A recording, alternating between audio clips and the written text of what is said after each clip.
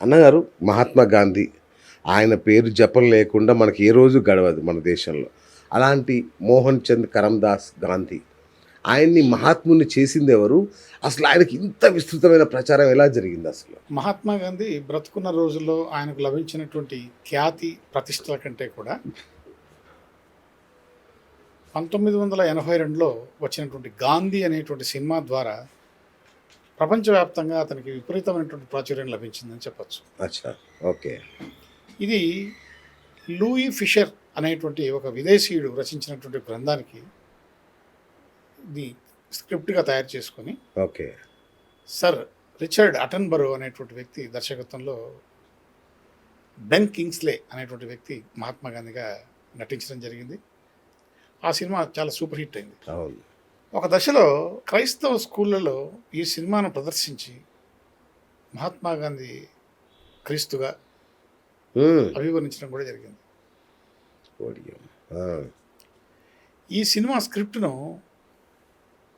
ఎలా చేశారంటే ప్రముఖ గాంధేయవాదులు, ఆ రోజు కాంగ్రెస్ పార్టీలో ఉన్నటువంటి ప్రముఖ గాంధేయవాదులు చదివిన తర్వాత ఇందిరాగాంధీ స్వయంగా చదివి కొన్ని మార్పులు చేసి సూచించిన తర్వాత భారతీయ ప్రభుత్వ అనుమతితో ఆర్థిక సహాయంతో ఓహో ఈ సినిమాను నిర్మించడం జరిగింది. ఈ సినిమాలో మహాత్మా గాంధీని సూపర్మెన్గా చూపించారు, ఓకే, అపరక్రీస్తులా చూపించారు. ఆ విధంగా ఈ సినిమా ప్రపంచవ్యాప్తంగా అందరినీ సమ్మోహనపరిచి పెద్ద హిట్ అయింది. ఓకే. మహాత్మా గాంధీకి ఎనలేని కీర్తి ప్రతిష్టలు తీసుకొచ్చి పెట్టింది. ఇకపోతే మహాత్మా అనేటువంటి పేరు ఆయనకి ఎలా వచ్చింది అసలు? మహాత్మా అనేటువంటి బిరుదును ఆయనకు ఇచ్చింది రవీంద్రనాథ్ ఠాగూర్. అయితే దీనికన్నా ముందుగానే ఒక మహాత్ముడు ఉన్నాడు. ఆయన పేరు స్వామి శ్రద్ధానంద సరస్వతి. ఈయన పంజాబ్లో జలంధర్లో పుట్టాడు. ఓకే. క్షత్రియ కులానికి చెందినటువంటి వ్యక్తి. ఈయన విద్యారంగంలో పెను సంచలనం సృష్టించాడు. ఓకే. ఆధ్యాత్మిక రంగంలో అద్భుతమైనటువంటి ప్రయోగాలు చేశాడు. దళితులకు ఆశాకిరణంలా ఉన్నాడు. జాతీయ ఉద్యమాల్లో తనదంటూ ఒక ముద్ర వేసినటువంటి వ్యక్తి. అయితే చరిత్రలో మరుగుపడినటువంటి మహానుభావుల్లో ఈ శ్రద్ధానంద సరస్వతి కూడా ఒకరున్నారు. ఓకే. సాక్షాత్తు గాంధీ గారు ఆఫ్రికా నుండి శ్రద్ధానంద సరస్వతి గారికి ఒక ఉత్తరం రాశారు, మహాత్మా అని సంబోధిస్తూ. సో ఈయన గాంధీ మహాత్ముడు కాకముందు నుంచి శ్రద్ధానంద సరస్వతి గారే మహాత్ముడుగా పిలువబడుతున్నాడు. అయితే ఆయనకు ఇలాంటి ప్రచార పట్టుటాపాలంటే పెద్దగా ఇష్టం లేదు. సో ఆ విధంగా సేవ చేశాడు. ఆయన ఆర్య సమాజ్లో బాగా పనిచేశాడు. అయితే చివరి రోజుల్లో ఈ శ్రద్ధానంద సరస్వతి గారు ఢిల్లీలోని నయా బజార్లో తన కార్యాలయంలో ఆరోగ్యం బాగలేక రెస్ట్ తీసుకుంటున్నటువంటి సమయంలో ఒక ముస్లిం వ్యక్తి వచ్చి ఆయనను తుపాకీతో పేల్చాడు. అయ్యో. పేలిస్తే అక్కడికక్కడ ఆయన మరణించాడు. ఇంకొకటి గురుగారు, చాలాసార్లు చూసాం మనం ఈ చౌరా చౌరీ ఘటన కావచ్చు, క్విట్ ఇండియా మూవ్మెంట్ కావచ్చు, ఇట్లాంటివన్నీ కూడా ఈయన చాలా ఉధృతంగా స్టార్ట్ చేస్తాడు. మహాత్మా గాంధీ ఉధృతంగా స్టార్ట్ చేసి టక్కుమని ఆపేస్తాడు, యూటర్న్ తీసుకుంటాడు. ఇదేంటంటే బ్రిటిష్ వాళ్ళతో అన్న ఒప్పందం ఉండేది ఆయనకు, లేదంటే వ్యూహాత్మకంగా ఆయన చేసే తప్పులు ఇవి? దీని గురించి మనం మాట్లాడడం కన్నా దేశబంధు చిత్తరంజన్ దాస్ యొక్క భాషలోనే, ఆయన మాటల్లోనే చెప్తే బాగుంటుంది. అచ్చా. ఆయన తరచు చెప్తూ ఉండేవాడు, మహాత్మా గాంధీ ఒక ఉద్యమాన్ని ఏదో హడావుడిగా లేవదీస్తాడు, ఏదో పెద్ద ఉపద్రవం వచ్చినట్టుగా ఆ యొక్క ఉద్యమాన్ని మొదలు పెడతాడు, అట్టహాసం చేస్తాడు, కొనసాగిస్తాడు. ఉన్నట్లుండి తను నిరసించిపోయి ఆ యొక్క ఉద్యమాన్ని మధ్యలో డ్రాప్ చేస్తాడు. ఎందుకు డ్రాప్ చేయాల్సి వచ్చిందో, తను చేసింది కరెక్ట్ అని తన వాదనను నిరూపించుకుంటాడు. ఈయన ఆ విధంగా చాలా ఉద్యమాలను మొదలుపెట్టడం, మధ్యలో ఆపేయడం. ఒక ఉదాహరణ చెప్తాను ఇందులో అని చెప్పేసి చిత్తరంజన్ దాస్ గారు ఆయన రాసినటువంటి పుస్తకంలో రాసుకున్నాడు. ఏమని, 1921 నవంబర్లో ఢిల్లీలో ఏఐసిసి సమావేశం జరిగింది. ఆ ఏఐసి సమావేశంలో మహాత్మా గాంధీ బహిరంగంగా చెప్పాడు ఏమని, సంవత్సరం లోపల స్వరాజ్యాన్ని తెస్తాను, నేను మీ అందరికీ మాట ఇస్తున్నాను అని చెప్పి. 1921 తర్వాత స్వరాజ్యం రావడానికి 25 20 సంవత్సరాలు పట్టింది. సంవత్సరాలు పట్టింది. సో ఆయన మాట మీద ఆయనకే నమ్మకం లేదు. ఓకే. సో అలా ఉద్యమాలను మొదలు పెడతాడు, కొనసాగిస్తాడు, అట్టహాసం చేస్తాడు, సడన్గా దాన్ని డ్రాప్ చేస్తాడు. ఓకే. ఇది అతని మానసిక ధోరణిని మనకు తెలియజేస్తుంది. ఓకే. ఇంకొకటి కూడా అన్నగారు, ఈ హరిజనుల కోసం ఈయన చాలా కష్టపడ్డాడు, వాళ్ళ అభ్యున్నతి కోసం ఎంతో కృషి చేశాడు అనేది కూడా విస్తృత ప్రచారంలో ఉంది. కానీ నిజానికి పూనా ఉడంబడిక ద్వారా అంబేద్కర్ కూడా కట్టడి చేశాడు అని ఒకటి విన్నాను. అట్లాగే హరిజన్ అనే పదం అనేది ఎందుకు వచ్చింది అసలు ఆ పదం?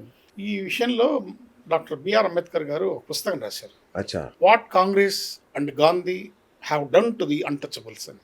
అచ్చా. ఈ పుస్తకంలో ఆయన స్వయంగా పేర్కొన్నాడు, మహాత్మా గాంధీకి అంటరానితనం అంటే అంత పెద్ద ఇంట్రెస్ట్ లేదు, కానీ ఈ అస్పృశ్యతను నివారించడానికి నేను కృషి చేస్తున్నానని బయట చెప్పుకుంటున్నాడు. ఈ అంటరాని వాళ్లకు పేరు పెట్టాడు, హరిజనులు అని ముద్దు పేరు పెట్టాడు. ఒక దశలో ఈ అంటరాని వాళ్ళు బావులలో నీళ్లు తోడుకోవడానికి, పౌర హక్కులతో జీవించడానికి, అలాగే అంటరానితనాన్ని నిర్మూలించడానికి వాళ్ళు సత్యాగ్రహాన్ని చేపట్టి మహాత్మా గాంధీని కూడా ఇన్వైట్ చేశారు. మహాత్మా గాంధీ దాన్ని ఖండించాడు. ఎందుకంటే సత్యాగ్రహం కేవలం విదేశీయుల మీదనే చేయాలి, స్వదేశీయుల మీద చేయకూడదు అని చెప్పేసి దాన్ని ఖండించాడు.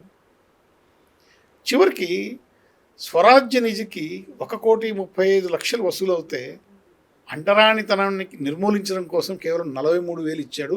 దీన్ని బట్టి అంటరానితనం నిర్మూలించడానికి ఆయనకు ఉన్నటువంటి చిత్తశుద్ధి మనం అర్థం చేసుకోవచ్చు. ఒక దశలో తనే అంటాడు ఏమని, నాకు మళ్ళీ జన్మ అంటుంటే పాకి పనివాడిగా పుట్టాలని ఉంది. ఇది నిజమా అబద్ధమా ప్రజలు నిర్ణయించుకోవాల్సిన పరిస్థితి ఉందని ఆయన పుస్తకంలో రాశాడు.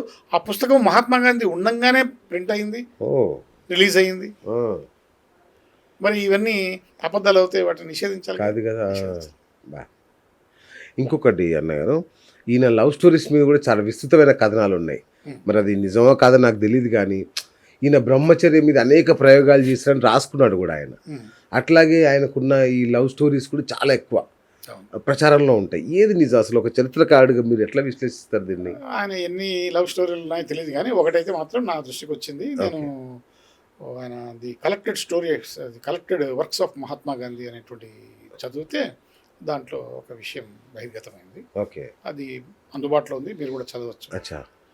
1919లో పంజాబ్లో జలియన్ వాలాబాగ్ అనేటువంటి సంఘటన జరిగి చాలా అత్యాచారాలు, ఘోరాలు జరిగినటువంటి దాని సందర్భంగా ఒక ఫ్యాక్ట్ ఫైండ్ కమిటీ అని చెప్పేసి మహాత్మా గాంధీ ఆధ్వర్యంలో వెళ్ళింది. ఓకే. వెళ్ళి ఆయన పంజాబ్లో దాదాపు 3 నెలలు ఉండాల్సి వచ్చిన పరిస్థితి ఏర్పడింది.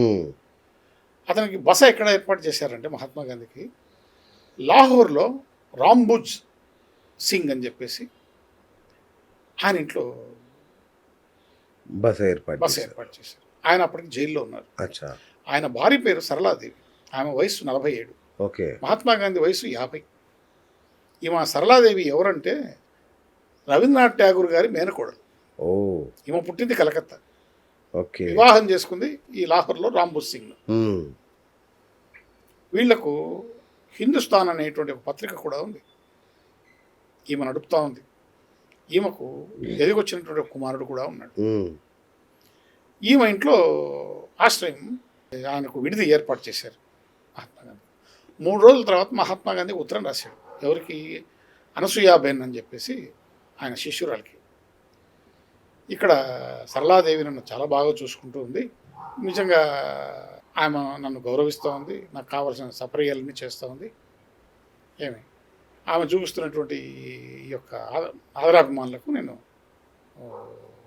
మంత్రముగ్ధున్నయ్యాను అని చెప్పేసి ఉత్తరం రాసుకున్నాను. దాని తర్వాత మహాత్మా గాంధీ ఎక్కడికి పోతే అక్కడికి ఈమె కూడా పోవడం, అక్కడ పాటలు పాడడం, స్పీచ్లు ఇవ్వడం, ఇలా చేస్తూ రాజకీయాల్లో చురుగ్గా పాల్గొంటూ ఉంది. వీళ్ళ మధ్య కొంచెం సాన్నిహిత్యం పెరిగి రోజు రోజుకు దినదినాభివృద్ధి చెందుతూ ఉంది. ఒక సందర్భంలో ఆయన రాసుకున్నాడు, the collected works of Mahatma గాంధీలో ఉంది ఈ విషయం. పేజీ నెంబర్ 21, పేజీ నెంబర్ 131 చెప్తున్నా, ఎందుకంటే ప్రేక్షకులు అడుగుతున్నారు ఏం ఆధారాలు. నిజమే, కరెక్ట్. అవును. పేజీ నెంబర్ 21, పేజీ నెంబర్ 131లో స్పష్టంగా ఇవి ఆధారాలు ఉన్నాయి. సరళాదేవిని నేను ఆధ్యాత్మిక భార్యగా భావిస్తున్నాను ఓ అని ఆ స్థాయి వరకు పోయింది వీళ్ళ యొక్క మధ్యలో ఉన్నటువంటి సంబంధం. ఓకే. చివరికి ఒక దశలో సరళాదేవి తన కొడుకును సబర్మతి ఆశ్రమానికి పంపించింది. కొంతకాలం ఏమో కూడా సబర్మతి ఆశ్రమంలో ఉంది. ఉమ్. అక్కడ ఆశ్రమ వాసులంతా చెవులు కొరుక్కున్నారు. ఏంటి, ఏం జరుగుతుంది, ఏంది విషయం, ఇదంతా కథ అచ్చా, కథ అచ్చా, విషయాలు. ఈ విషయాలని చక్రవర్తి రాజగోపాలాచారికి తెలిసినాయి. ఆ. ఆయన మహాత్మా గాంధీకి ఒక ఉత్తరం రాశాడు. గాంధీ గారు, సరళాదేవికి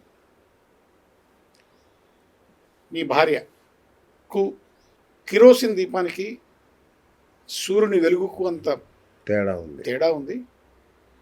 దయ ఉంచి ఈ భ్రాంతి నుంచి మీరు బయటపడి త్వరగా వెనక్కి వచ్చి ఉద్యమాలను నడవాల్సిందిగా కోరుతున్నాను బా.